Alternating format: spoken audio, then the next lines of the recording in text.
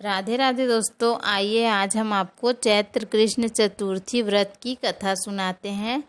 तो आइए शुरू करते हैं। पार्वती माता ने गणेश जी से पूछा कि मुझे चैत्र कृष्ण चतुर्थी के व्रत के बारे में बताइए। तब गणेश जी ने कहा, हे महादेवी, इस दिन विकट नामक गणेश जी का षोडशोपचार से पूजन करना चाहिए और व्रती को ब्राह्मण भोज के बाद पंचगव्य का पालन करना चाहिए। इस संकटनाशक व्रत को अवश्य करना चाहिए। इस दिन शुद्ध घी और बिजौरे नींबू से हवन करने से 5 स्त्रियां गर्भवती होती हैं। इसका इतिहास बहुत ही अद्भुत है, इसे मैं कहता हूँ।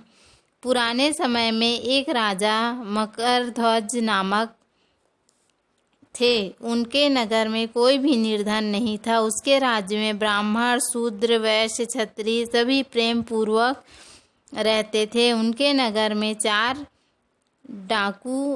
डाकू का भी भय नहीं था। सभी लोग उदार बुद्धिमान थे। यह सब कुछ होते हुए भी उन्हें पुत्र की प्राप्ति नहीं हुई। कुछ समय पश्चात ऋषि याज्ञवल्क्य की कृपा से उनको पुत्र की प्राप्ति हुई। राजा राज्य का कार्यभार मंत्री के ऊपर सौंपकर पुत्र के लालन पालन में लग गए। राज्य के मंत्री को कार्यभार सौंपने के कारण मंत्री बहुत ही धनवान हो गए। मंत्री के 5 पुत्र हुए। मंत्री ने बहुत धूमधाम से 5 पुत्रों का विवाह किया। मंत्री की जो सबसे छोटी बहू थी वह बहुत ही धर्मपरायण थी।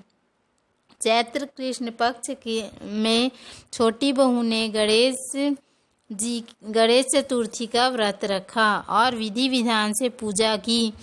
तब उसकी सास ने कहा कि अरे, तुम क्या तंत्र मंत्र करके मेरे पुत्र को अपने वश में कर रही हो।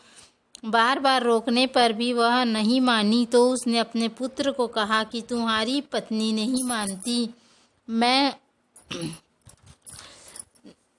गणेश जी को नहीं जानती, तुम इसे मार पीट कर ठीक कर दो। माता के कहने पर पुत्र ने छोटी बहू को बहुत मारा पीटा, फिर भी बहू नहीं मानी। तब बहू ने पूजा करके प्रार्थना की कि हे गणेश जी, आप कुछ ऐसा करें कि मेरे सास ससुर आपकी भक्ति आस्था में लीन हो जाए। उसी समय गणेश जी ने राजकुमार का अपहरण कर उसके गहने राजमहल में फेंक दिए और मंत्री धर्मपाल के घर में राजकुमार को रख कर अदृश्य कर दिया।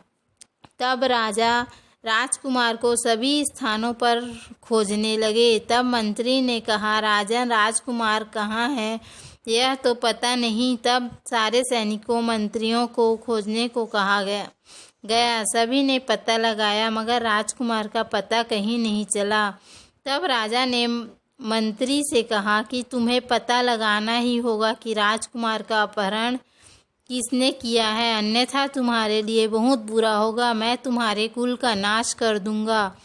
धर्मपाल महल में आकर अपनी पत्नी और बहुओं से पूछा कि यह कार्य किसने किया है, सच सच बताओ, वरना राजा ने कहा कि वह हमारे वंश को नष्ट कर देगा। तब मंत्री धर्मपाल की छोटी बहू ने कहा कि आप पर गणेश जी का प्रकोप हुआ है, आप गणेश जी की आराधना करिए। तब मंत्री ने सभी प्रजाजनों से कहा कि राजा के लिए हम सभी को संकटनाशक गणेश चतुर्थी का व्रत करना चाहिए और सभी मंत्री सहित नगरवासियों ने व्रत करना प्रारंभ कर दिया। तब गणेश जी प्रसन्न हुए और सब लोगों के समक्ष राजकुमार को प्रकट कर दिया। तब राजा ने मंत्री से कहा, बहुत प्रसन्न होकर राजा ने कहा कि आप धन्य हो और प्रजा सदैव इस संतानदायक व्रत को करते रहें। श्री कृष्ण ने कहा कि हे युधिष्ठिर, यह व्रत तीनों लोकों में इस व्रत के समान कोई बड़ा व्रत नहीं, तुम भी यह व्रत करो।